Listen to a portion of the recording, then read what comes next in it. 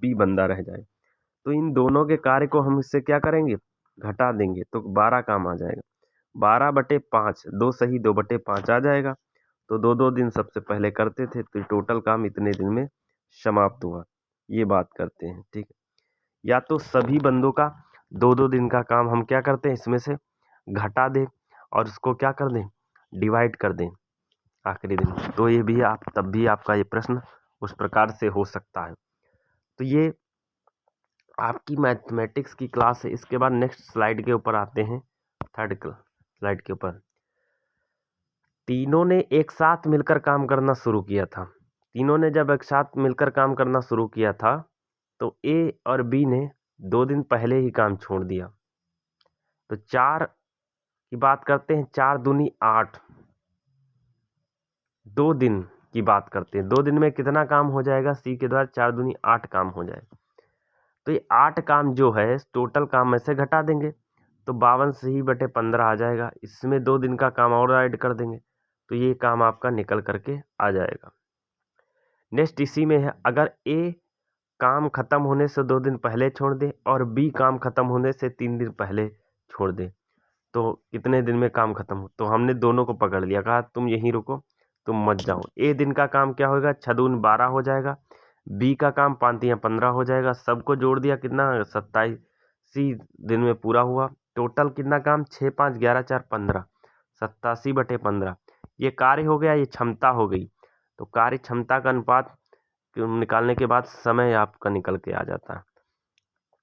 अब नेक्स्ट इसी में प्रश्न कह रहा है कि तीनों एक साथ मिल करके काम शुरू किए थे परंतु 2 दिन बाद ए काम छोड़कर चला जाता है। तो बी द्वारा काम 1 दिन पहले ही छोड़ दिया था तो काम कितने समय में पूरा हो जाएगा। तो पहले 60 काम था, ए का निकाल देंगे काम तो बचेगा किसका, बी और सी का काम बचेगा।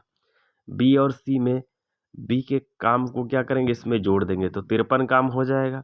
और टोटल कितना, 5 4 9 दिन में काम करता है बी और सी। तो ऊपर हम रख देंगे कार्य और नीचे क्षमता रख देंगे तो यहाँ पर समय पता चल जाएगा। ऐसे भी कर सकते हो आप, नहीं तो तीनों के कार्य को 2 दिन तक निकाल लो, 15 दूना 30 हो जाएगा। और बी और सी कार्य को, बी कितने दिन करता है, 30 दिन का निकाल लो और उसका 4 दिन का निकाल लो तो बचा हुआ कार्य आपको निकल आएगा। ऐसे भी आप कर सकते हो। इसके बाद अगली स्लाइड के ऊपर आते हैं। तीनों एक साथ मिलकर जब कार्य शुरू करते थे तब परंतु 3 दिन बाद ए कार्य छोड़ देता है। सी काम खत्म होने के 4 दिन पहले ही कार्य छोड़ देता है। तो हम करेंगे ए का 3 दिन का कार्य निकाल लेंगे, 6 तियां 18 तो बचा कितना, 42 काम बच जाएगा। 42 काम में सी का काम जोड़ देंगे 4 दिन का, 4 चौकू 16 कार्य तो टोटल 28 कार्य हो जाएगा। 9 दिन तक करेंगे तो कितना हो जाएगा, 4 6 सही 4/9 दिन, ये आपका आंसर आ जाएगा। इसके बाद इसमें जो आप लगाते हो, नेक्स्ट प्रश्न है क्वेश्चन नंबर 7, कह रहा है ए प्लस बी, बी प्लस सी और सी प्लस ए किसी काम को 10 12 और 20 दिन में करते हैं। तीनों अलग अलग काम को कितने दिनों में करेंगे।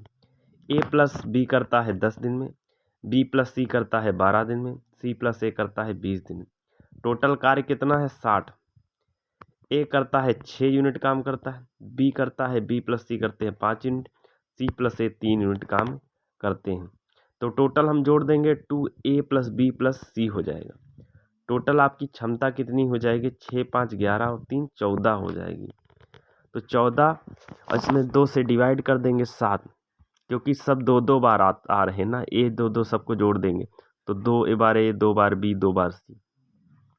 तो इसी को सब लेकर के ए प्लस बी बराबर 7 आ जाएगा, 7 आ जाएगा। तो इसमें बात करते हैं प्रत्येक बंदा कितने दिन में, ए प्लस बी करता है 10 दिन तो 10 रख देंगे यहाँ पर। अगर ए प्लस बी 10 रख देंगे और उसे 7 में से घटाएंगे तो सी का मान निकल करके आ जाएगा। ए प्लस बी बराबर कितना है, 6 यूनिट काम है तो 6 यहाँ रख देंगे, 7 में से 6 जाएगा, 1 यूनिट काम। अब बी का निकालना है आपको तो यहाँ पर हम कहेंगे सी प्लस ए, 3 यूनिट 3 रख देंगे, 7 3 कितना हो जाएगा, 4 आ जाएगा। जब सी आ गया तो यहाँ पर इसका मान उठा के रख देंगे, 4 1 5, 5 में 7 में से 5 गया 2 आ जाएगा, 2 यूनिट काम है। सबकी क्या हो जाएगी, क्षमता निकल आई। जब क्षमता निकल आई तो कार्य को क्षमता से डिवाइड कर देंगे। कार्य कितना था 60 और क्षमता ए की कितनी थी 2, तो समय कितना आ गया 30 दिन आ गया। बी की टोटल कार्य कितना था 60 दिन में, क्षमता कितनी थी 4, तो समय कितना आ गया 15 दिन। इसी में कार्य कितना था 60, क्षमता कितनी थी 1, तो 60 दिन में कार्य हो जाएगा। तो इम्पॉर्टेंट क्लास है जो आपके विशेष करके एसएससी बैंक्स के लिए महत्वपूर्ण है। अदर एग्ज़ाम्स के लिए भी ऐसे ही इम्पॉर्टेंट क्वेश्चंस हैं जो 101% इसी कॉन्सेप्ट और इसी मेथड के ऊपर पूछे जाते हैं। किसी प्रकार का कोई डाउट हो तो आप जो है कमेंट करके कमेंट में ज़रूर बताइएगा। ये मैथ का एपिसोड नंबर 1 है जो आपके आने वाले विशेष करके एग्ज़ाम्स के लिए विशेष महत्वपूर्ण है। यही समर्पण, प्यार और सहयोग आपके अपने परिवार या डाटा मितेश क्लासेस के ऊपर बनाए रखिए। और जय हिंद, जय भारत दोस्तों, वंदे मातरम।